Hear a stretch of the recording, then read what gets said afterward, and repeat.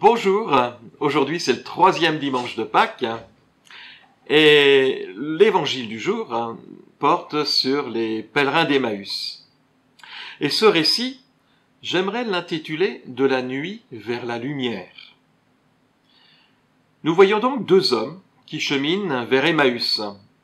Ils semblent fuir quelque chose.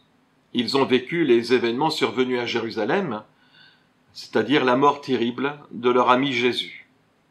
Il était en effet coutume de poursuivre les disciples de celui qui avait été mis à mort pour leur faire subir le même sort. Je pense que ces deux-là cherchaient à ce qu'on les oublie un peu, avant de revenir plus tard, après que tout soit revenu au calme. Il faut installer une forme de nuit, finalement, pour devenir invisible, intouchable, incognito.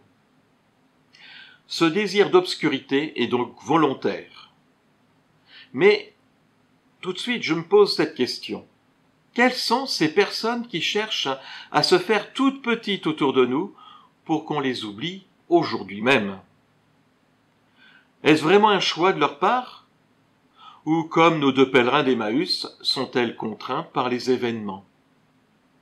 On peut peut-être penser aux chrétiens persécutés dans d'autres parties du monde. Mais plus proche de soi, on peut penser aux migrants qui cherchent à se faire tout petits pour rester en France, avant d'avoir les papiers en bonne et due forme qui leur permettra de venir enfin au jour. On peut encore penser à nous-mêmes, nous tous, là, actuellement, en confinement. Les circonstances nous ont amenés à nous faire oublier du Covid-19, afin qu'il ne nous atteigne pas. Cette nuit qu'il s'impose ainsi est aussi l'expression d'une autre nuit, plus intérieure, plus triste aussi. On peut repenser à cette parole que les évangélistes ont donnée au moment de la mort de Jésus sur la croix. Il disait « L'obscurité se fit sur toute la terre ». En effet, la bougie avait perdu sa flamme. Le bateau avait perdu sa voile. L'épouse, l'humanité, avait perdu son époux, Jésus. Tous avaient perdu ainsi leur raison d'être. À quoi sert une main si elle ne peut plus prendre une autre main? On pourrait dire actuellement, d'une manière plus actuelle, à quoi servirait une joue si on peut même plus lui poser dessus un bisou?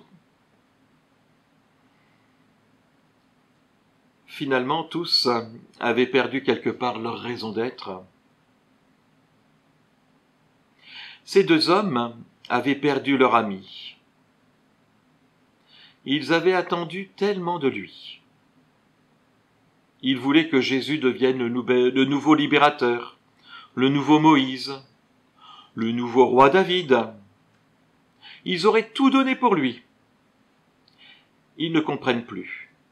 Tout avait si bien commencé pourtant, souvenez-vous, avec l'entrée triomphale de Jésus à Jérusalem. Tous les compagnons proches de Jésus se voyaient déjà ministres. Et une semaine plus tard, ils l'ont vu sur une croix. Enfin, on va être plus précis, les femmes l'ont vu sur une croix. Parce que chacun d'entre eux n'était plus là. Peut-être qu'en chemin vers Emmaüs, ces deux-là n'osaient parler de leur manque de courage. Ils n'avaient pas donné leur vie pour lui finalement. Quel amour personnel peut-il leur rester? Quand on ne s'aime plus, est-ce qu'on est encore quelqu'un? L'un des deux s'appelle Cléophas, l'autre, on ne sait pas. Peut-être que l'autre, c'est nous-mêmes. On parle aussi d'une Marie, femme de Cléophas, qui était auprès de la croix. Était-ce son épouse? Mais quand on ne s'aime plus soi-même, est-ce qu'on est encore capable de mettre sa foi dans les paroles de quelqu'un d'autre? Des femmes leur avaient dit ce matin même qu'elles avaient vu Jésus vivant. Certes, le tombeau était bien vide comme elles l'avaient dit, mais aucun homme n'a pu corroborer ce qu'elles avaient annoncé. Ils ne peuvent plus croire des femmes qui ont perdu la raison. Et en plus, le corps de Jésus a certainement été volé. Leur cœur est bien dans le noir. C'est un noir le plus complet qui soit. Rien ne va plus. Ils s'enfuient au loin. On peut aussi porter dans notre prière tous ceux qui ont perdu l'estime d'eux-mêmes, soit en raison d'une culpabilité intérieure, ou soit à cause de personnes qui leur ont fait croire qu'ils n'étaient pas crédibles. Mais dans ce récit, à ce moment-là, un bousculement s'opère. Il y a cet inconnu qui vient les aborder et qui vient faire route avec eux. Comme ils sont dans leur nuit intérieure, ils ne peuvent reconnaître qu'il s'agit de Jésus lui-même. Ils sont aveugles, il fait trop noir. Ils pourraient même tomber sur le chemin à cause des pierres. Ils ne les voient même pas non plus. Et cet inconnu n'a pas l'air de réaliser l'horreur des événements liés à la crucifixion de Jésus. Et pourtant, bizarrement, il va leur faire comprendre que tout ce qu'ont dit les prophètes s'était réalisé à travers la personne même de Jésus. Sa mort, sa résurrection, tout se retrouve dans les Écritures. On peut repenser à Abraham, qui, comme Dieu le Père, était prêt à donner son propre fils unique. On peut repenser à Moïse, que Dieu avait guidé pour qu'il traverse la mer Rouge avec le peuple hébreu, pour le libérer de l'esclavage en Égypte. De même, Jésus avait fait cette libération de tous les hommes face à l'esclavage du péché. Jésus l'avait fait en traversant la mort. On peut encore repenser à la parole d'Isaïe lorsqu'il évoquait l'image du serviteur souffrant, qui donne sa vie pour que les autres aient la vie. On peut encore repenser au psaume qui relate avant l'heure ce que le Christ a subi dans sa passion, etc., etc. C'est extraordinaire quand tout devient lumineux tout d'un coup, alors que tout semblait voué à la nuit. Tout prend sens. D'ailleurs, pour nous, le Christ nous rappelle que les Écritures se lisent et se comprennent toujours à la lumière de Pâques. C'est le Christ mort et ressuscité qui nous éclaire. Lui qui est lumière, né de la lumière. Il est ce soleil qui réchauffe. Et les pèlerins d'Emmaüs ne diront-ils pas plus tard, « Notre cœur n'était-il pas brûlant en nous tandis qu'il nous parlait sur la route et nous ouvrait les Écritures ?» Même la nuit peut devenir belle après coup, parce qu'elle devient le lieu de la révélation de la lumière. Saint Jean de la Croix avait essayé aussi de nous le faire comprendre. D'ailleurs, on peut noter aussi que lorsque nous prions Dieu en général, c'est quand tout va mal. Et lorsque tout va bien, on l'oublie un petit peu. C'est bizarre, hein ? Décidément, la nuit se voit mieux la nuit que lorsqu'il fait jour. Et puis enfin, le soir tombe vers la fin du récit.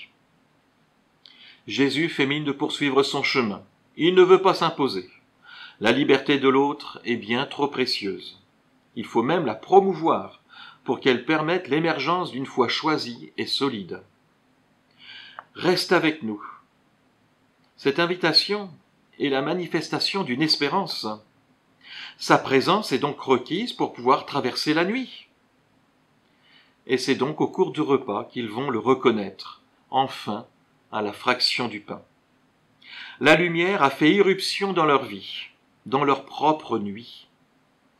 Jésus n'a plus besoin de se montrer en chair et en os, puisqu'il est maintenant là, présent dans leur existence à tous les deux. Il fait jour désormais dans leur cœur. Ils ont la lumière en eux. Le prologue de l'évangile de Saint Jean disait ceci, « La lumière brille dans les ténèbres, et les ténèbres ne l'ont pas arrêtée. » C'est donc illuminés, on pourrait dire, qu'ils repartent de nuit vers Jérusalem. Ils n'ont plus peur. Rien ne peut plus arrêter.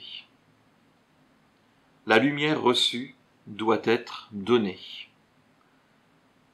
Ils sont même devenus tous les deux Eucharistie. Comme disait un ami prêtre, Janicoué, il disait, parce que lui, il nous regarde de là-haut actuellement, mais il avait toujours cette parole, il disait « Devenons l'auberge du fait cela en mémoire de moi ». Devenons Eucharistie, autrement dit. Eh bien moi, je voudrais conclure. Ce que nous recevons du Christ à travers sa parole et son corps et son sang, au sens noble du terme, c'est l'illumination. Et ce que nous devenons, c'est le Christ lui-même, lumière, né de la lumière. À très bientôt.